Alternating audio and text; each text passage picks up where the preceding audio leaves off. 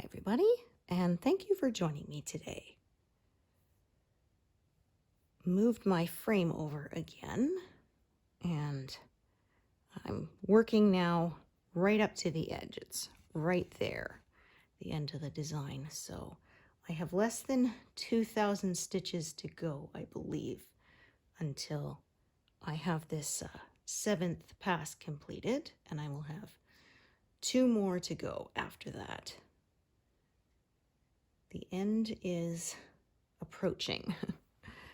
Still be a ways away because as this is over 300,000 stitches, each 1% is over 3,000 stitches, so it does take a while.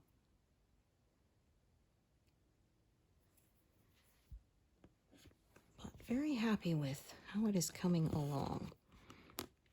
I mentioned this in my monthly update post. Oops, pardon me, I just got things set back up, so sometimes I need little adjustments to make sure the fabric on the back is not in my way. Obviously, I don't want to be stitching through that or cutting any threads off that. That would really suck. Oh, I have missed one, haven't I? I have indeed. Let's take a look. There's 1, 2, 3. Yeah, I missed one of these stitches here. That's okay. I can fix that. As I often say, missing a stitch is an easier fix than stitching an extra, because then you have to decide if you want to rip it out or stitch over it, or yeah, I guess those are your 2 choices, or just leave it. I suppose that's a 3rd choice, and hope that, yeah, if the color is close enough, sometimes I will do that, because often these colors are very similar, and one stitch that's slightly the wrong shade, unless it's in a major focal point of the picture, is often not that noticeable, and I will sometimes leave it. I can tend to be a bit of a perfectionist, but in some things I do just let it go.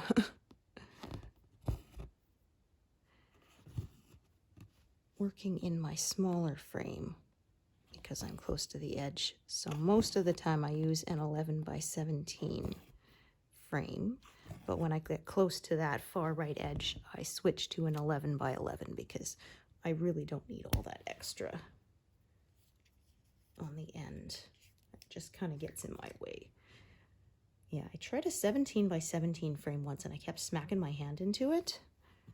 I didn't like that, so I kept it though because I had an 11 by 11 frame, and because of the way you can take the Q-snaps apart, I just combined them, and now I have 2 11 by 17 frames, so that works out nicely. They stick together like PVC pipes, so they're fairly easy to pop apart and rearrange, which is really nice. And the clamps do wear out, but I found there are sellers that will sell just replacement clamps, which is really nice. There's one I bought from on Etsy. I think it was called Millions of Stitches, but I can't be entirely positive that's who it was, but I order replacement clamps from her, and it works great. Because buying from my local craft store, they only sell the complete frames, and the inner part of the frame works fine. It's just the clamps wear out. You can get a little more life out of them. Someone said they stick them in the top rack of their dishwasher, and the hot water can tend to tighten them up a bit more, or you can put them in a bowl and put super hot water over them. Some have said boiling, but I'm not sure if that's too hot. I haven't been brave enough to do it myself, so I just use very, very hot, sort of as hot as you can get from the tap. And that does help. Or some people have put a strip of cloth like felt between the clamp and the frame to help tighten it up, or paper towels some people have used. and also help keep your stitches from getting squished. Although I haven't had that problem. I just put a little bit of tissue paper and it has not been an issue for me. Find.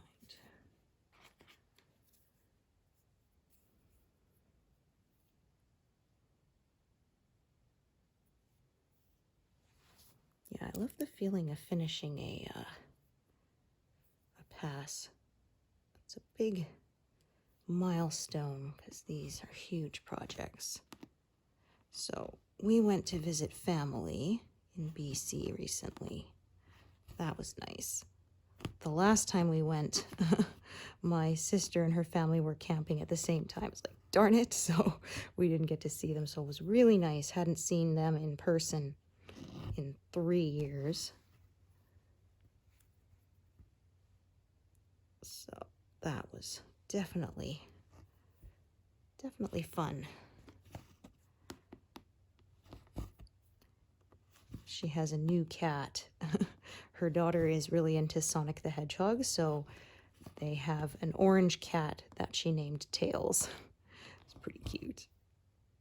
Poor thing though, he was hiding under the couch and the boys were kind of roughhousing around in the living room. We didn't know he was there. And, my sister finally found her when she managed to pull him out from under the couch. Oh dear, dropped my needle. He took off. She sent him to her daughter's room because she's the cat whisperer to help him calm down. But it was a really nice visit, and managed to see my husband's sister and her wife have been living with my father-in-law for the last year, but they got their own place not too far from us, actually, so we'll be able to see them in person more often, which will be nice. But we got to visit before they're moving in the next couple of weeks, so. And my father-in-law is doing pretty well, considering if you followed this channel for a while, my mother-in-law passed away end of 2023, fairly unexpectedly. Unfortunately, went from she's having some pain, maybe something's wrong, to we lost her in about a month. It was not expected, and she was still fairly young. She was under 20 when she had my husband, who's the oldest. So we were definitely expecting to have her around for a lot longer. It was a bit of a shock.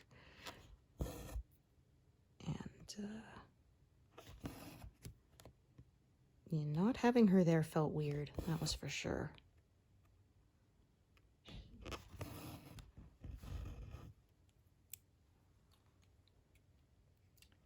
She is missed, but my father-in-law is doing pretty well, and it was really nice for him that his daughter and wife were able to move in for a while so that he wasn't alone. We brought back a bunch of stuff. My sister-in-law had been she has a group chat with us in it, and she puts pictures of stuff to see if anyone wants to claim it.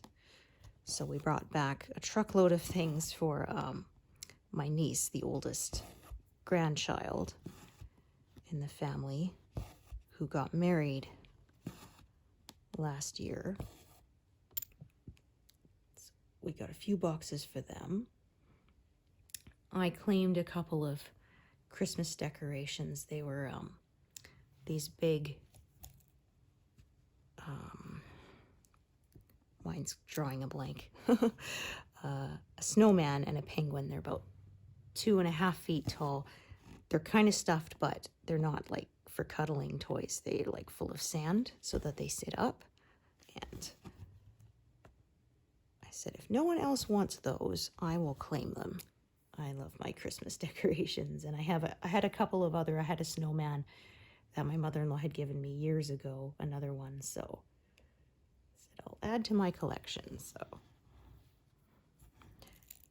because yeah, my sister-in-law has been saying it's been hard for him to let stuff go, even though there's a lot of stuff, which is completely understandable. He lost his partner of almost 50 years.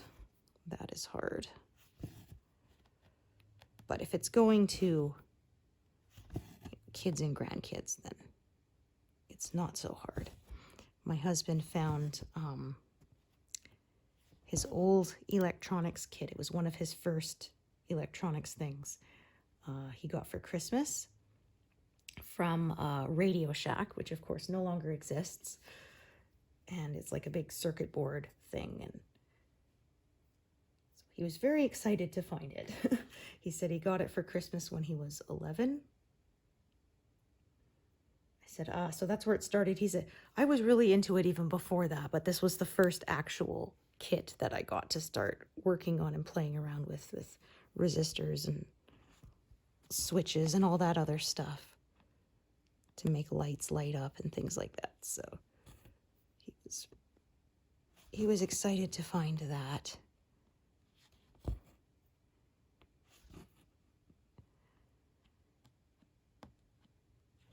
Good old nostalgia. He found, while we were down in the basement sort of poking around, found this really old, it looks like a suitcase, but it was actually a picnic case. And my husband opened it saying, oh, I remember we used this when we first came to Canada. Yeah, you open it up and it has utensils in the lid and plastic bowls and plates and cups and things in it. Yeah, that sure brought back memories. They used it in like 1985, but he said it was super old already. It was from the 70s. He said it doesn't have the scent anymore, but he said he remembers when he was a kid and his mom opened it and you could smell the glue that they used to put it together. It was this, plaid looking thing. So he said, don't get rid of that one. If nobody wants it, we'll take that later. Came from Europe with them. Oh, that piece is longer than I thought. Okay, we'll put it back and get a shorter one. We took some old antique books from like the 1800s. My mother-in-law got them when I think there was a church or something that was cleaning stuff out and they were going to throw them away. And yeah, we have a collection of a few. Some of them are still, the pages aren't even cut yet, because old books, they used to sell them with a paper knife. And as you were reading, you would cut the pages open. So it's kind of neat. There's a lot of them that still were never read, never cut. And a lot of places won't take them unless they're, first editions or whatever. But it just, to me, seems a shame to throw them away. So we're hanging on to them for now. Yeah, I think we have a copy of The Three Musketeers. It's not a first edition, so it's not really worth much, but I think it's pretty neat. And they're not in the, perfect condition or anything like that, so.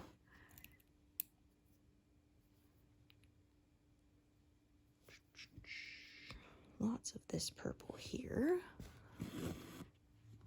I am probably going to have more than one thread around this area.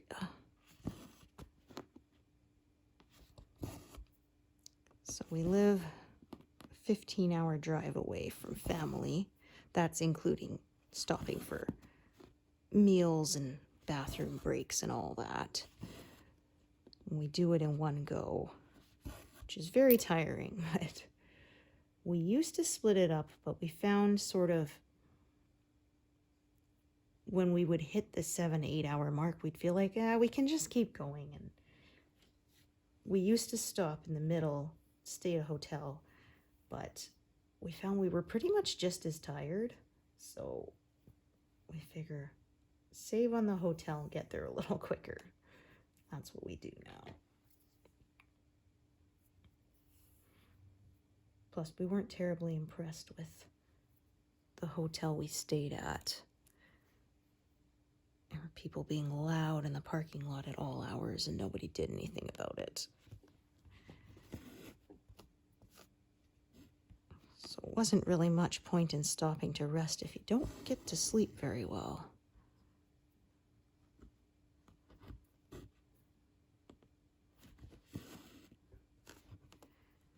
A lot of that route has no cell service either, because it's up through the mountains, and yeah, so the GPS would go nuts at times. It would make it look like we were driving through the forest or through the river because it couldn't update.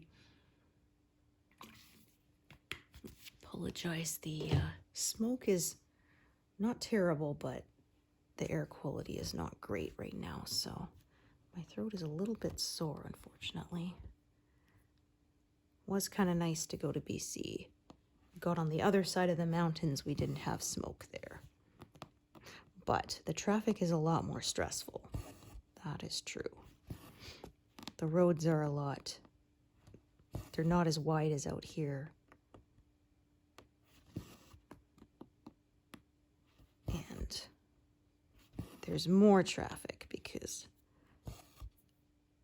family lives in the Fraser Valley, which is quite large. Of course, nothing compared to maybe some American cities, but for us, over 100,000 people is quite large for us. So. And we were driving in my husband's full-size truck, so when the roads are thinner, that can be a bit more stressful too. Yeah, we had a few times on the long drive, people did some pretty dangerous. They were coming the opposite direction and they were passing cars in front of them, and some of them cut it very close to us. Not happy about it. I always say, my husband is a good driver. I never worry about him. It's the other drivers that you can't control that I worry about, because you can do everything right, and that doesn't necessarily mean that you won't get into an accident, unfortunately. You can't control everyone else. We had some rain, but it wasn't too bad. For the most part, the drive was pretty good.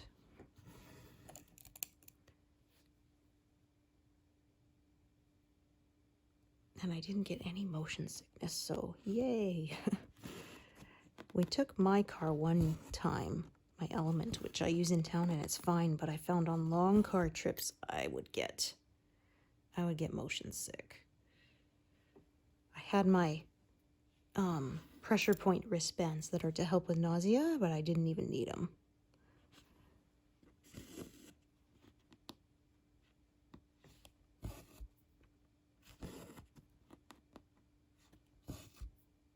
Because I don't really like taking gravel or something unless I really need it, because it knocks me out. It makes me very drowsy. So I like the pressure point bands because apart from being a little bit sore if you wear them for hours, they don't really have any side effects.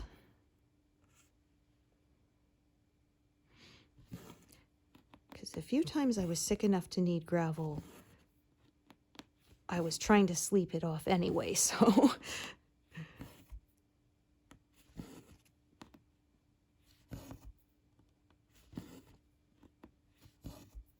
Yeah, we had norovirus a few months ago. That was miserable. So I used gravel for that, but I wanted to rest anyway, so I definitely did not mind if it knocked me out. Yeah, the good thing about that is it's awful, but it fortunately passes very quickly. Within a day, generally.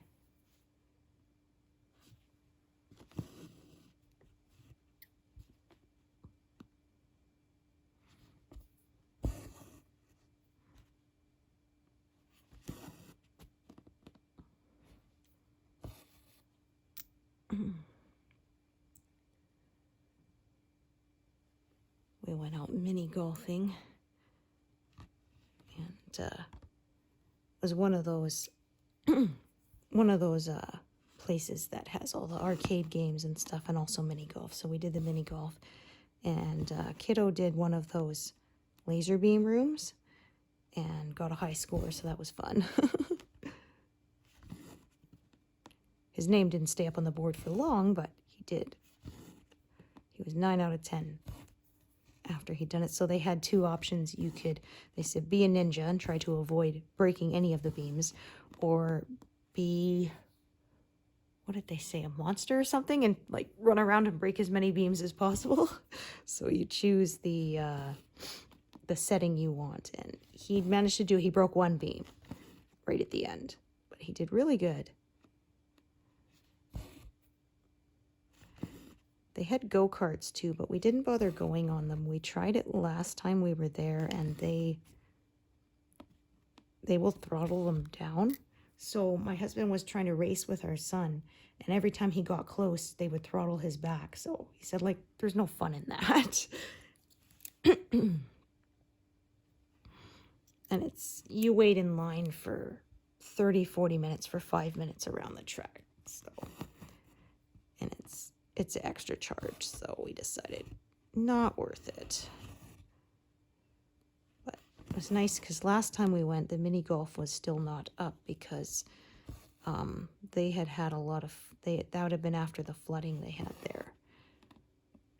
Yeah, the area is actually, the whole valley was actually an old lake, and they're constantly pumping the water out. And they have a second pumping station for if it floods, but nobody really maintained it properly. So they had, basically they said like a month's worth of rain in a day kind of thing. And the second pumping station didn't kick on like it was supposed to, and they tried to fix it, but they couldn't. And so the water rose enough that it got over the level of the first pumping station and flooded that, which of course made that shut down, and then the whole thing was, they had to evacuate a bunch of people. My in-laws were lucky. Their house was on enough of a hill that they didn't get flooded, but a lot of people, it was not good. There was pictures of people in motorboats and stuff who had to help tow livestock out of their poor cows. They had to put like a bridle over them and tow them behind the motorboat to get them out, but they did manage to evacuate all of them, so there was that at least. But poor things must have been pretty scared. Oh, goodness. Yeah, you are just not going to let go, are you? That is one great big knot. Unfortunately. Keep pulling at this.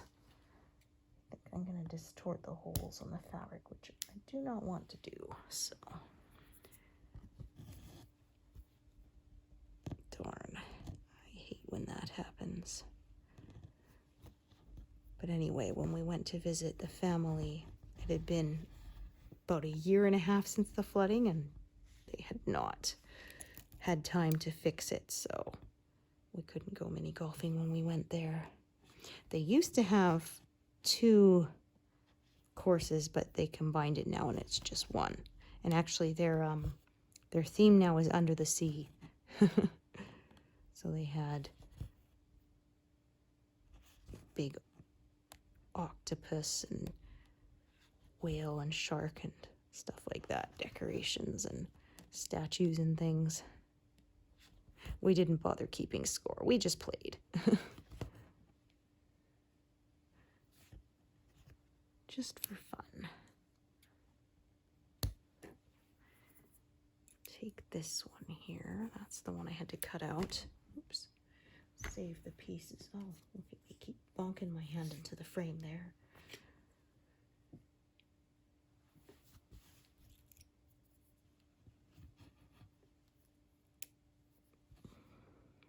So after this line, I won't be doing pin stitches because I don't want to risk the ends going past the edge of the design, so I will start drawing them all across the back towards the middle.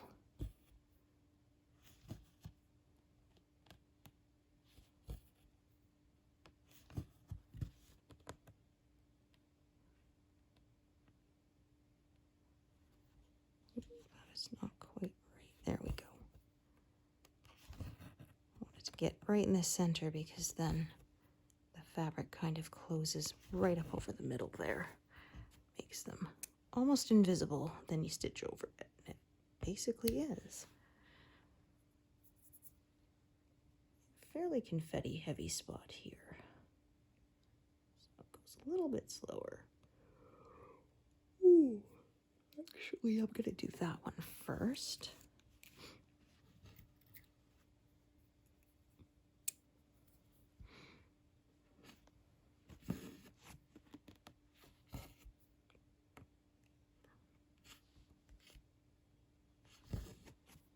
So like I was talking about, I'm going to draw this along the back here.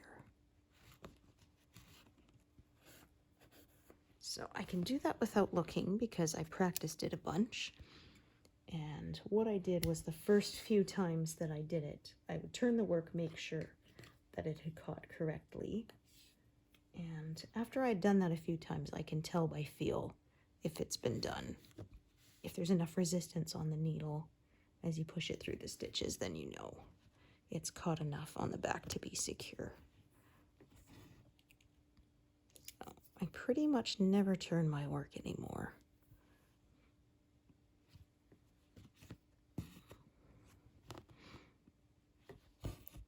Do all my adding and ending threads from the front.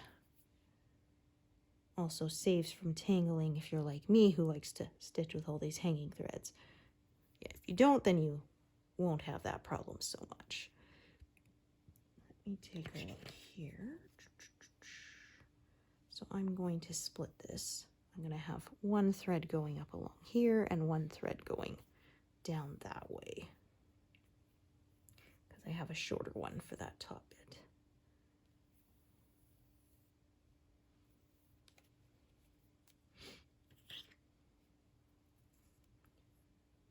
So said, yeah, it was nice to get away and visit, and it was nice to be home. We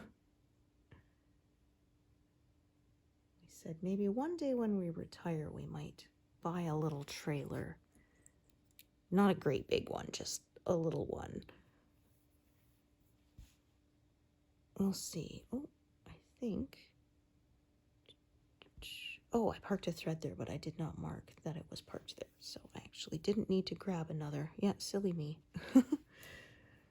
Oh, well. That's what happens when I don't mark my threads. So actually, I may carry this one up to the side because it's not very long, but I think the other spare piece I have is shorter, so I will just carry this down to the left. Like I often say, I just decide as I go.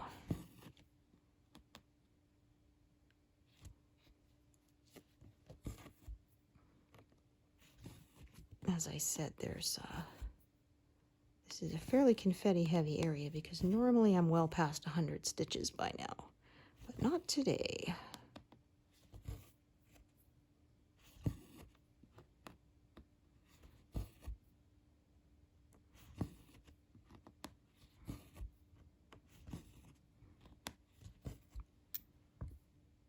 Areas that are more confetti heavy, I tend to stitch more my old diagonal way.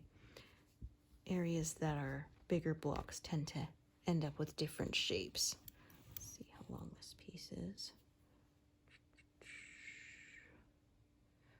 Okay, I said that, but I may actually start shifting out that way because the colors are starting to kind of flow that way.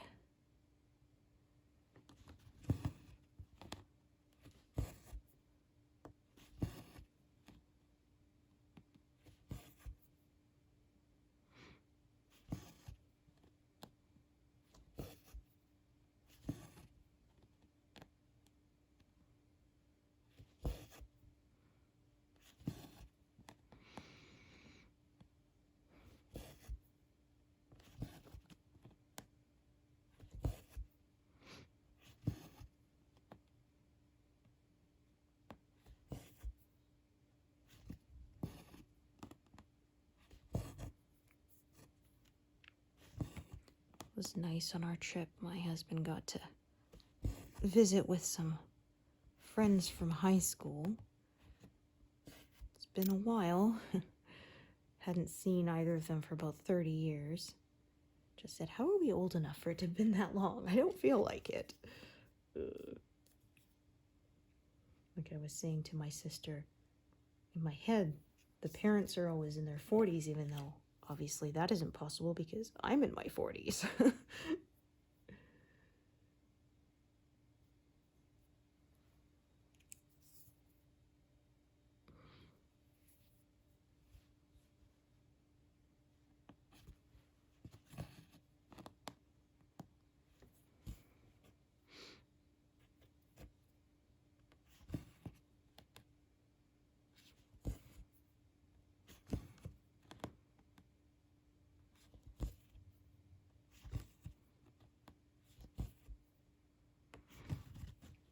Going through stuff, my husband found some old LPs that he bought and some old mixtapes. I said, that's kind of a lost thing. When you made a mixtape for someone, it was a whole day commitment. Yeah, my sister was saying, burn playlist just isn't the same thing. And if you were really dedicated, you measured exactly how much room there was at the end of the tape so that you didn't have a song that the ending was cut off, or you didn't have like 3 minutes of silence at the end.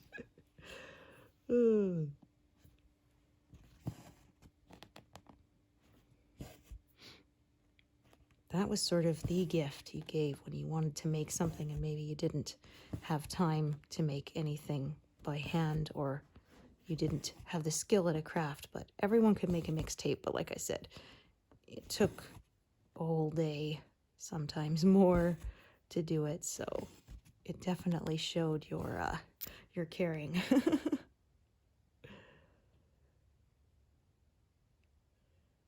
I still have a box of my mixtapes and some of the ones that were recorded off the radio.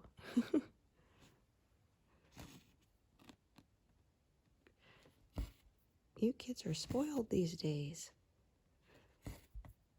You can just search up whatever you like. We had to sit there at our stereo with a tape on pause, hoping that the song you wanted to record would come on. And of course the DJ would always talk over the beginning of it or the end of it. Which apparently I heard they did that on purpose because then people couldn't pirate stuff off the radio.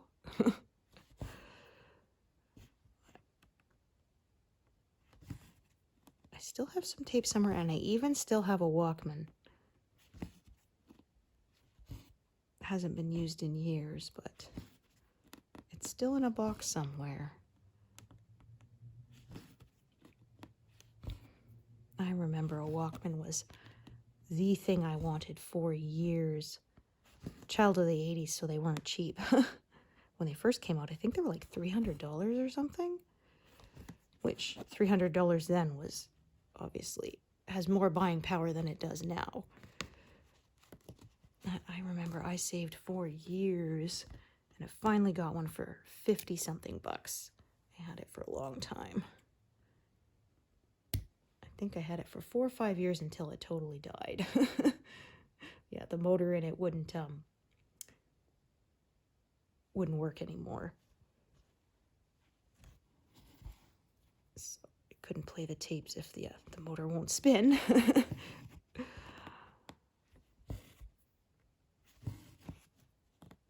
I used to carry around a little bag of batteries. I bought rechargeable batteries even. So I had a little container, and at night would swap them into my charger and put the charged ones in. Because those ate through batteries pretty quick.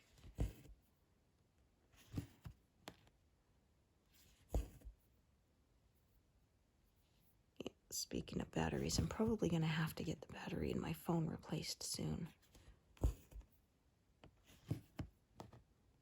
It was a refurbished phone that I bought. Because it's about the third of a price of a brand new one. And it's not the latest model, but I don't need that.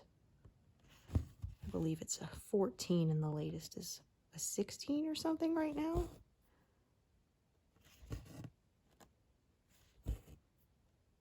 I stopped getting new ones through my phone provider because every time you upgraded your phone, they'd start charging you another $10 a month for the same service. And that's on top of paying for the phone itself. And that adds up. $120 in a year, and then in a couple of years, if you upgrade your phone, it's another $120. Like I said, it adds up. So I just buy refurbished phones and transfer my data myself.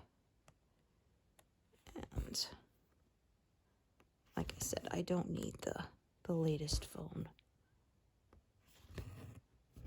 As long as it works. I resisted even getting a smartphone for a long time. Everybody had them and I didn't. I finally got mine in 2012, I think.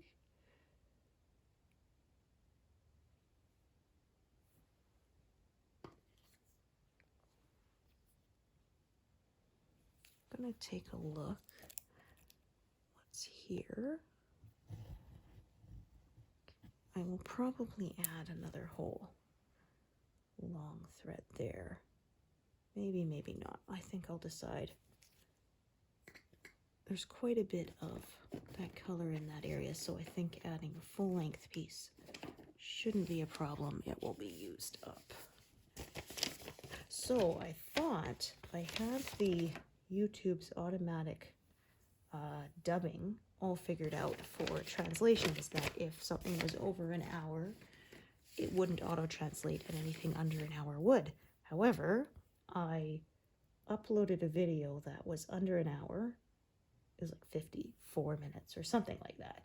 And it didn't auto-translate, so I don't know. I guess my rule that anything under an hour would doesn't seem to fit. There's an outlier there. Anything over an hour will not auto-translate for me. Most things under an hour will, but apparently not always, as I discovered. People did tell me they prefer my longer videos, so I do try to keep them longer. But sometimes I just have a limited amount of time. It's a choice between video or no video. I would rather still have content for you all. I would imagine you prefer that too. Right. Finally over 100. This was quite an intricate area.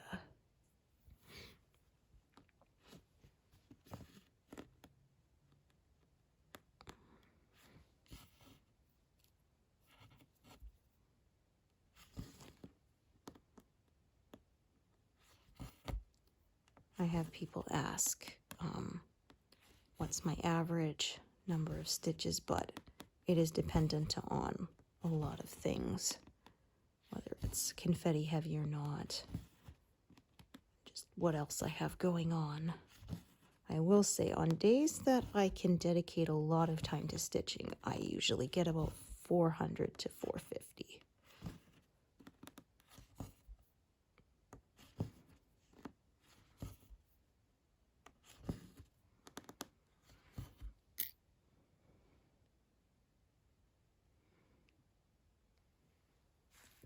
Take a look at that one there. Yeah, it's not very long. I had a feeling that would be the case. Right.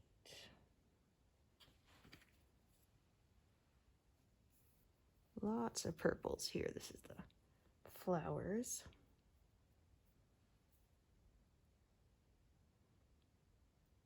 Lots of flowers and almost no leaves in this area. Yeah. Further up along this right-hand side, there was leaves, but there's a lot less now. I think some of it's flowers, and I think some of it is just, yeah, it's almost like watercolor kind of fades out.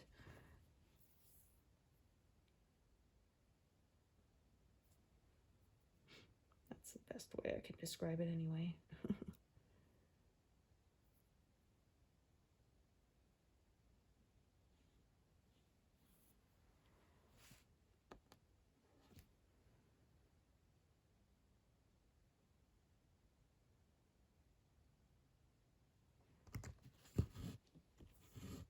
Spread this out a bit.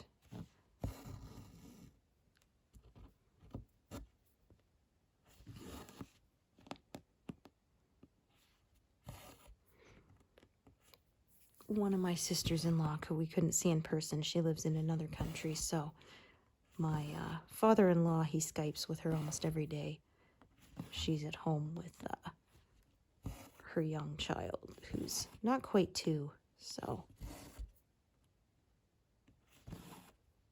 they Skype almost every day. And my son was enjoying it. He brought the stuffed animals over and was performing with them in front of the camera, so my father-in-law says she enjoyed the puppet show.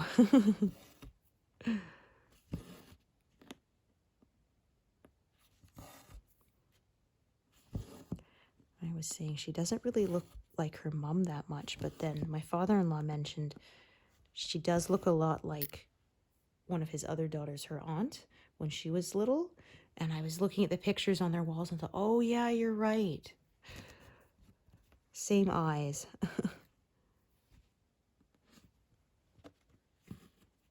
Some of the facial expressions very similar.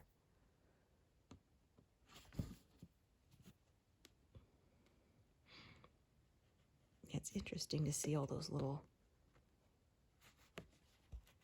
other people in your family showing up in your child. I've said my son has his grandfather's ears, and there's some pictures, the way he holds his shoulders and stuff, he just looks so much like him. Especially because he has glasses now. He got glasses before he started kindergarten. And both me and my husband needed glasses as kids, so we figured any kids we had were going to need glasses, so we got them checked before school started, because both of us should have had them for like a year before we actually had them. I got them in 3rd grade, but it was the kid next to me complained to the teacher I was always bugging him about what was written on the board because I couldn't see it. And kids don't think that there's anything wrong with their eyes. They think everyone can't see it, right? And so, yeah, the kid next to me complained to the teacher I was always bugging him, and the teacher said to my parents, you should probably get her eyes checked. And when they did, I was already at, I think, -4 or something, so fairly significant. And I still remember when I got the glasses and everything looked so much smaller because it wasn't fuzzy, big fuzzy blurry aura around it. So yeah, it was funny. In fact, really,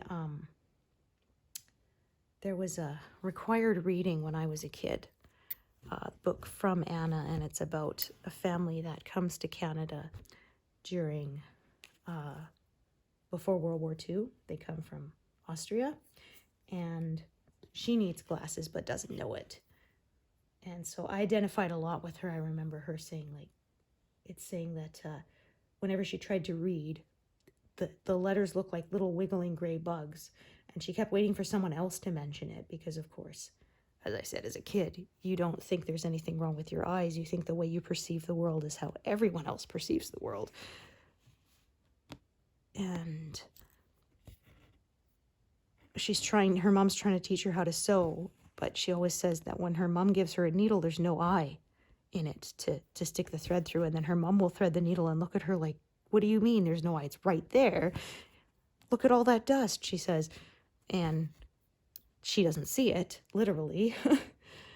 And I remember when she does get the glasses and she looks at her dad and thinks, I never realized Dad had so many wrinkles, because she couldn't see them. She looks at her nails and she can see the little half moons at the bottom. She couldn't see it. She looks at her blanket and can see all the little fibers, the hairs on it. She couldn't see it before.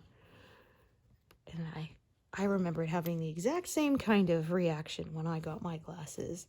So, wow, this is what everyone else sees? And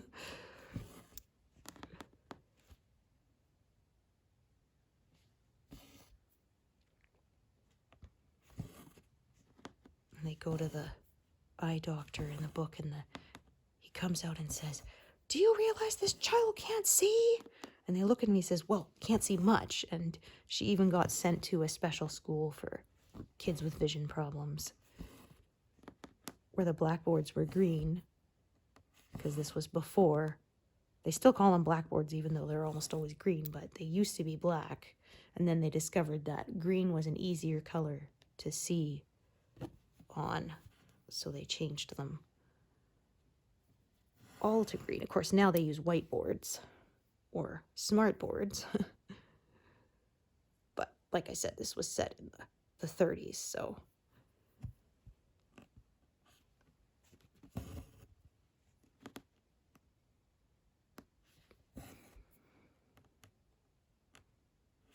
I think I still have a copy of that book somewhere. It was one of my favorites growing up.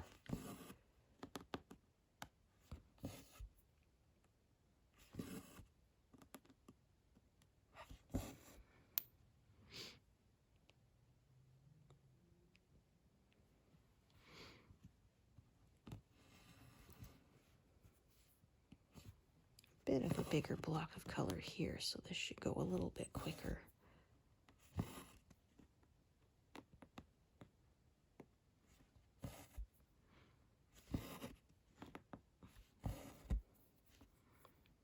See how much I get, because I'm gonna have to quit soon to make some lunch.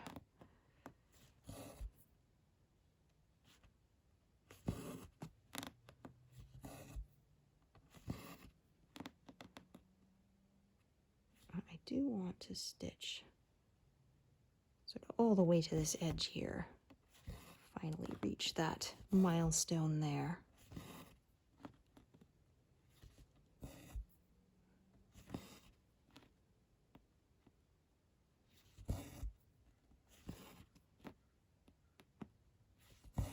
That's always fun.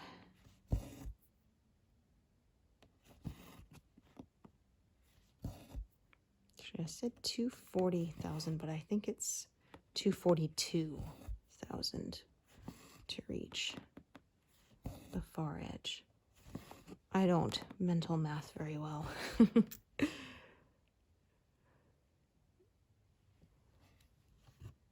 There was I thought I was 36 for 2 years, because for some reason I skipped over 35 entirely. It wasn't until the year I actually turned 36 that I went, oh, wait a minute.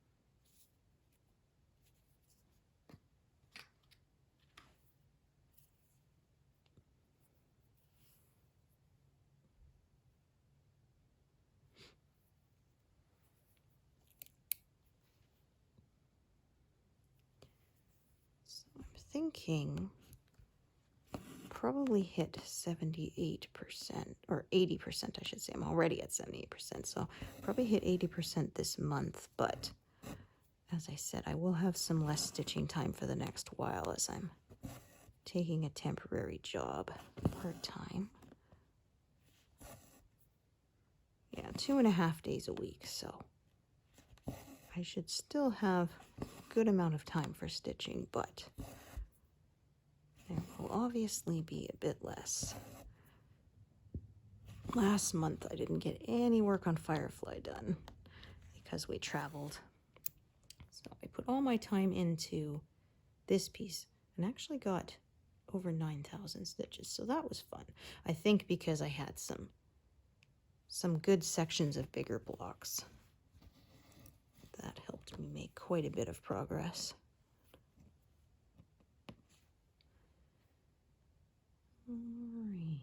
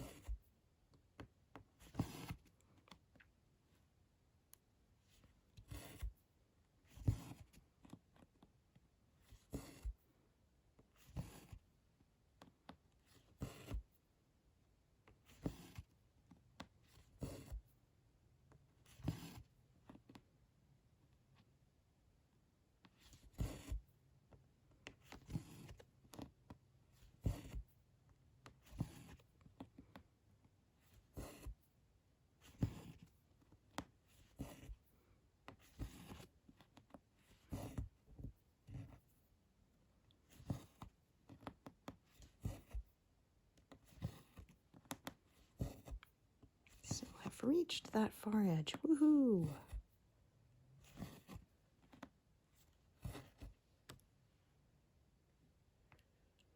Ooh. Ooh. Goodness me. Still recovering from that. That long drive takes it out of you.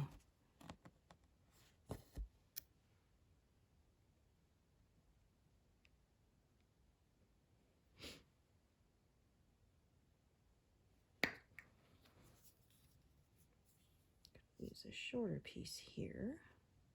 These 2 stitches that are off by themselves.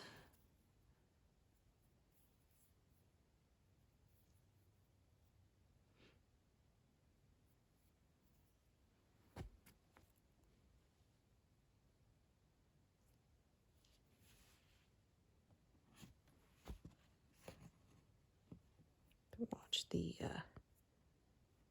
my grid lines here, because I sewed them on. They're loose at the edges. I left them that way on purpose so that it won't distort the holes at the edge, but they can kind of get in my way sometimes too. There's kind of a trade-off. I'm looking at buying pre-gridded some point in the future, but I have a ton of ungridded and I'm not going to waste it. So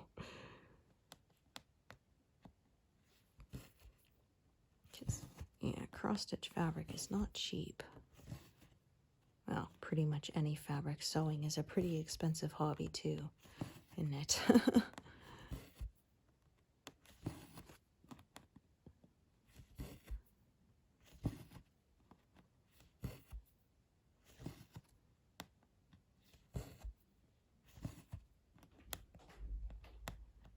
All right, I'm going to actually highlight these here.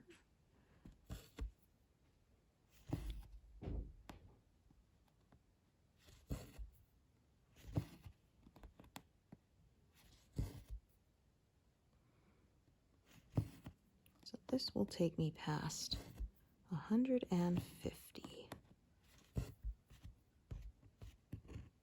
Oh dear, look at that.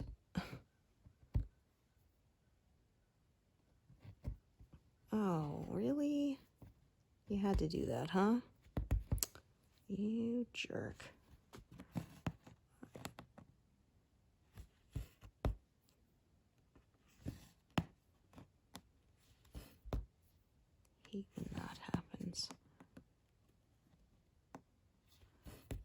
just going to tie this one off. How annoying.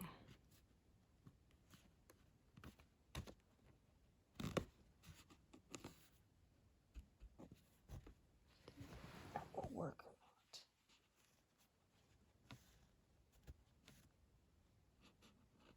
not. Okay, did go through. Sometimes the knot makes it so that it won't properly thread across the back, but this one was small enough that it's okay.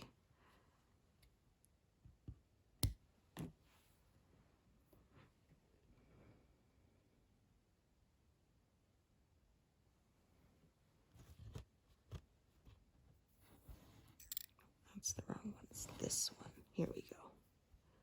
Perfect.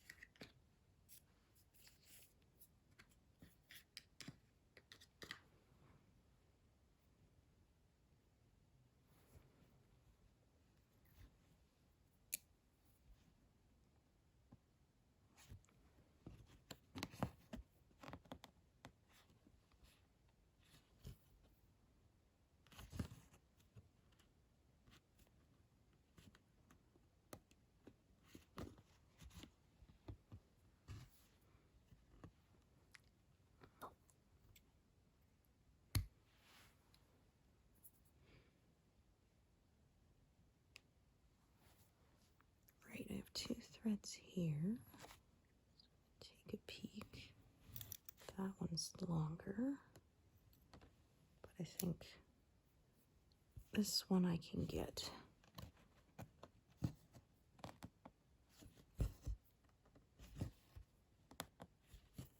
think the 2 more stitches and then that'll be it. So I will carry on with the shorter one and I will tie off this longer one.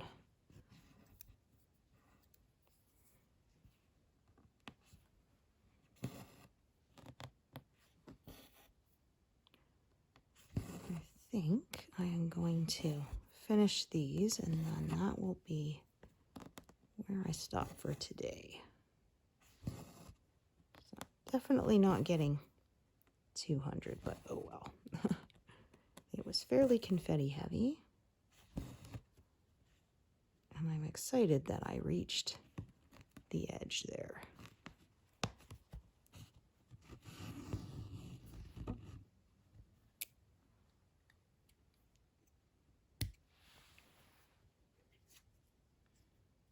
Celebrate those achievements as they come along. 161. So thank you so much for joining me today, and I hope to see you here next time. Thanks, everyone. Bye.